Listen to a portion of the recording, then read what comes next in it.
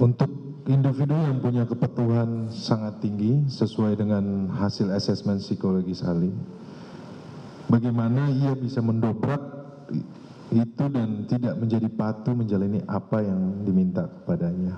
Ya, itu yang tadi saya jelaskan, intelligent disobedience. Jadi ada proses waktu ketika pertama kali terjadi, waktunya sempit sekali untuk menganalisa, merasionalisasi, membuat penilaian, aku harus apa, aku harus bagaimana, aku harus memilih yang apa, itu sempit sekali. Jadi dia hanya mengandalkan pada insting semata. Otak kita itu ada otak primatanya, dalam tanda kutip otak binatang. Gimana caranya supaya survive? Karena survival instinct itu adalah insting yang paling kuat yang membantu kita untuk terus hidup. Nah, ketika dia berada pada kondisi sangat tertekan, yang bergerak, yang berjalan duluan dan mendominasi adalah otak primatanya tersebut, otak binatangnya. Tapi setelah ini semua, setelah kejadian terjadi, kemudian mulai ada proses tenang. Jadi seperti orang naik gunung, puncaknya sekali, begitu habis itu mulai landai, mulai masuk tuh proses analisa, kemudian logikanya, rasionalnya seperti apa, belum lagi dari sisi spiritualnya seperti apa, yang dia mendapatkan kekuatan, peneguhan, sampai akhirnya dia memutuskan untuk, ya stop, saya tidak mau lagi patuh, ini salah. Iya, dalam pendampingan Ali kan sempat juga melakukan wawancara dengan keluarga. Betul. Kemudian tadi Ali menyampaikan bahwa Richard Eliezer ini merupakan figur yang patuh dan taat terhadap lingkungan. Ya. Apakah saudara Ali ketika melakukan interview kepada keluarga dari Richard Eliezer mendapati situasi dari keluarga yang mengakibatkan seorang Richard Eliezer ketika diberikan pilihan dia tidak bisa memilih? Itu yang pertama. Yang kedua, di dalam situasi yang sulit terjadilah pergolakan atau yang disebut, yang menurut dari ilmu psikologi mungkin bisa dijelaskan.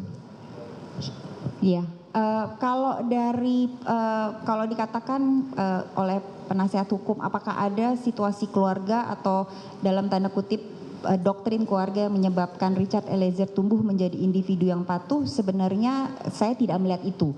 Dari diskusi dengan orang tua, dari diskusi dengan Richard juga, tapi yang terjadi lebih kepada hasil pertama karakternya Richard yang memang lebih permisif dan lebih apa yang tadi avoidance konflik, menghindari konflik. Yang kedua, observasinya dia kepada lingkungan. Jadi kalau tadi slide yang pertama ada proses analisa, ada proses dia melihat tuh melalui panca inderanya kondisi lingkungannya seperti apa. Richard melihat kakaknya jauh lebih nakal. Jadi dia cenderung untuk karena kakaknya sudah nakal, aku jadi anak yang baik deh, kasihan nih papa mama. Nah itu dia terlatih untuk menjadi individu yang patuh. Kemudian dari sisi agama juga dia cenderung untuk banyak mendengar bahwa anak patuh pada orang tua. Jadi itu semakin terasa, bibitnya sudah ada, tapi kemudian itu semakin terasa dalam pengalaman dia sehari-hari. Itu yang pertama. Dan kalau kita berbicara kepatuhan sendiri, pada satu kondisi atau beberapa kondisi, orang yang paling pembangkang pun bisa patuh. Seperti misalnya kalau contoh saya pribadi, saya sebenarnya cenderung lebih kepada orang yang santai. Orang yang kalau menyampaikan tuh lebih santai lah dalam arti. Tapi ketika saya masuk ke ruangan ini, kemudian ada dalam satu tempat yang memang sedemikian formalnya, dengan seragam yang memang sedemikian sudah ada di memori saya pengadilan seperti apa. Jadi tanpa saya sadari pun saya merubah postur tubuh, cara bicara, cara bertindak juga. Jadi kepatuhan itu sendiri pada satu dan lain hal pasti terjadi pada individu. Nah, yang kedua, mohon maaf bisa diulang yang kedua tadi? Iya, dalam tadi kan sudah bagaimana mengelola perintah. Ya. Ya. Nah itu tadi pada saat kepatuhan itu sudah terjadi, biasanya sudah punya ada kecenderungan tersendiri untuk lebih membiarkan lingkungan mengambil keputusan buat dirinya. Karena dia sudah punya daya kepatuhan, itu sudah dikonfirmasi dengan hasil tes, tingkat kepatuhan yang cukup tinggi, sehingga ketika kemudian terjadi pergolakan batin, ada kecenderungan Richard untuk lebih membiarkan lingkungan yang membuat keputusan dan saya ngikut. Apalagi kemudian banyak faktor lain juga yang terlibat, dia berada pada institusi yang sangat kaku. Dia berada levelnya sangat di bawah dibanding yang lain ada di ruangan tersebut. Kemudian dari sisi usia juga dia masih belum matang. Secara analisa psikologisnya itu kapasitas mentalnya belum matang. Jadi ketika golakan batin itu terjadi, dia punya kecenderungan untuk secara instiktif pada saat itu mengikuti apa yang ada di lingkungan. Dan ketika menerima perintah tersebut tidak bisa mengelola perintah itu secara ini. Waktunya sempit sekali, yang pertama. Yang kedua itu diberikan oleh orang, mungkin kita bisa masuk ke slide yang berikutnya, mohon maaf Majelis Hakim. Ya, ini ada penelitian Milgram pada tahun 1961 di Yale University.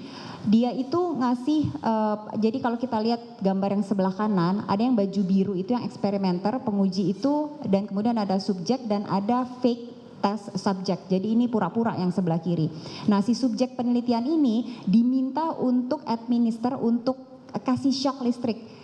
Jadi si fake test subject itu dipasang alat dan kemudian dikasih fake test subject tersebut untuk dia ngasih, ketika si test subject ini tidak mampu menjawab pertanyaan, si subjek ini kemudian diminta sama eksperimenter untuk kasih electrical shock mulai dari 45 volt sampai dengan 350 volt.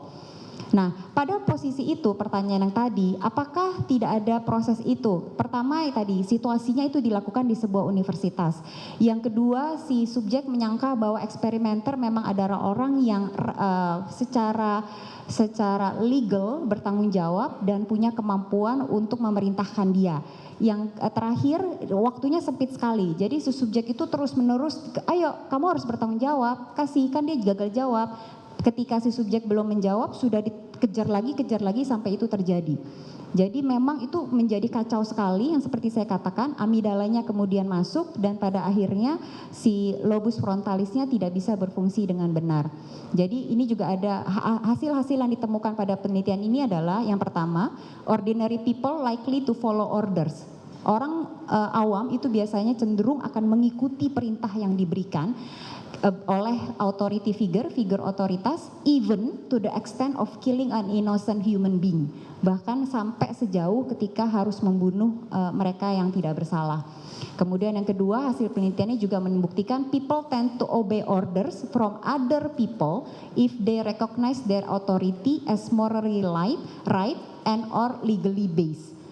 Jadi kita cenderung mengikuti perintah dari yang lain ketika memang kita ngelihat si figur otoritas ini secara moral benar. Jadi bisa saja pemuka agama, bisa saja pimpinan, dan secara legal, secara hukum memang dia punya kemampuan itu.